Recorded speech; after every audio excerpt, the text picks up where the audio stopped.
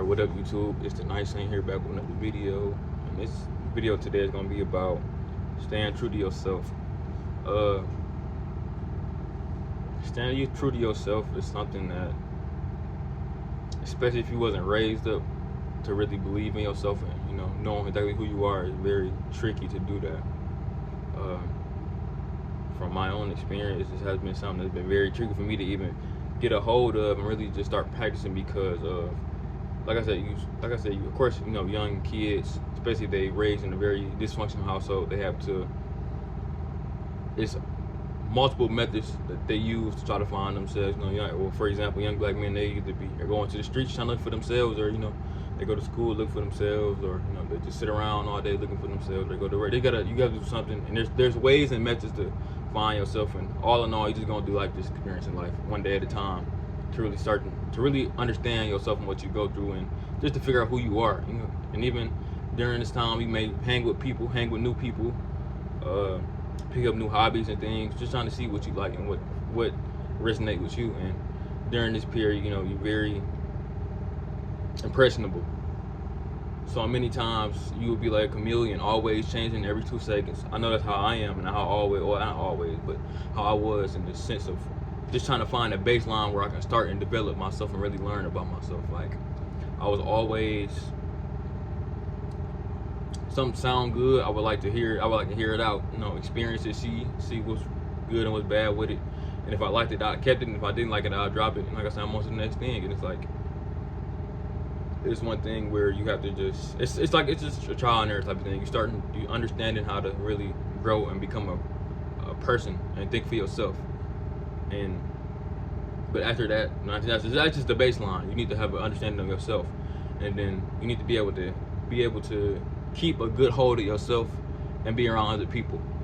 Many times when I would be around people, after I got like a sense of identity for myself, I will morph into what people would want me to do, or I will morph into what people expect of me. I will morph into their expectations, and doing that is never good. From my experience, it always ends bad, and of course it always ends bad on my end, on the end of where you change and adjusting for somebody else. Like, it's been many times in relationships, and just even with people I would hang around, I would not even go against my best judgment. I would very much change myself until like they liking, so they can be around me, like I said, so I can keep them around. Because the way I was raised, I wasn't really raised to, like I said, in many past videos I've seen, I was explaining about people pleasing, and I was raised to please people, not raised to please people, but I was raised to be a robot. But in my own way, how I dealt with people, I was always trying to please people. Somebody didn't like something about me, I would try my hardest to make them like me. And realistically, of course I was young, but that type of stuff, it always piss you off and make you, have some type of negative emotion towards, what you did when you was younger. But yeah, I grew up people pleasing, so in many ways I was always adapting people's, there were people playing this in their mind, I would adapt to it just so I can help them, or not help them, but like, keep the perfect image in their head. So in many ways, let's say if somebody planning the future with me, I tend to pick up on that intuitively, and I start like playing my future with them instead of just just still going off of my own mind and what our own mind thinks. So in many ways, I was always changing my mind to cater to however somebody else thought. That's just an example.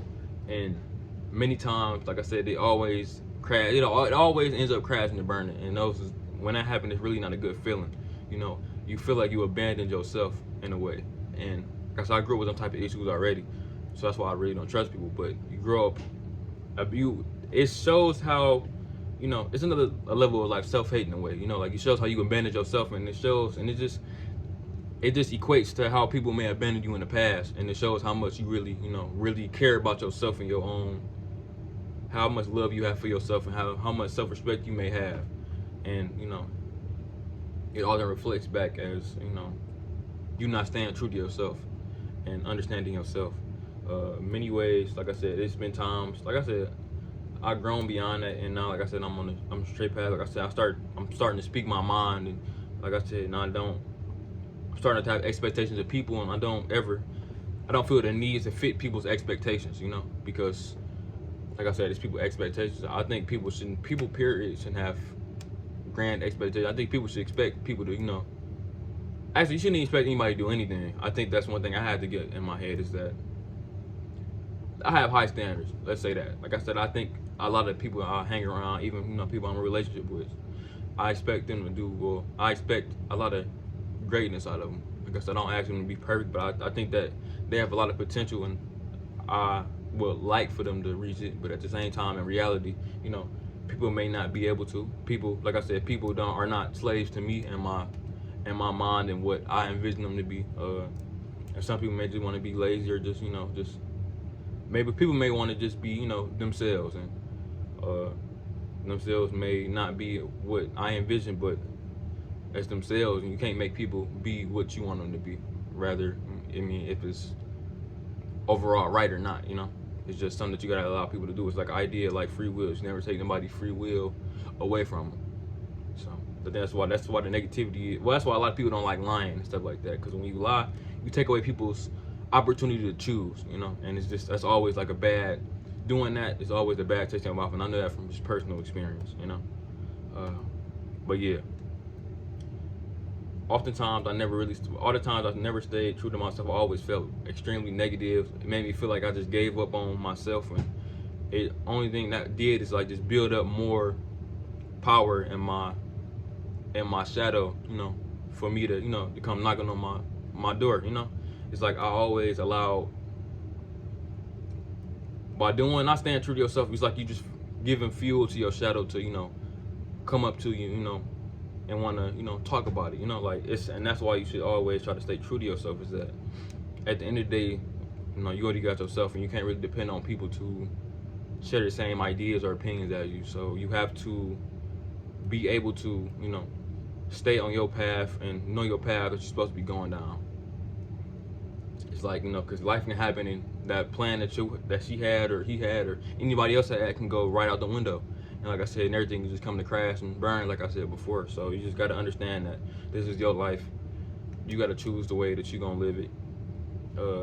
Of course, try to plan ahead, but at the same time, you got to account for any type of negativity, or not negativity, any type of problems that may occur, you know. But you just have to be resilient. You just got to be able to roll with the punches. So, yeah.